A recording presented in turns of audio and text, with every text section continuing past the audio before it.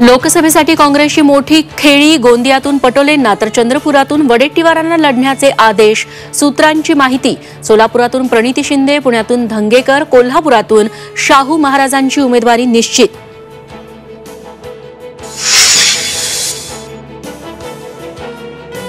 बारामतीतून लढण्यावर विजय शिवतारे ठाम, अनंतराव थोपटेंची घेतली भेट, तर हर्षवर्धन पाटलांची फडणवीसांशी चर्चा।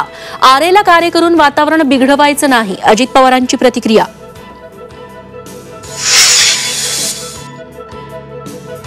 माढ्यातून लढण्यावर धैर्यशील मोहिते पाटील ठाम, भाजप समोरच्या अडचणी वाढल्या तर महाविकास आघाडीकडून माढ्यात जानकरांनी तुतारी चिन्हावर लढावं, शरद पवारांचा आग्रह।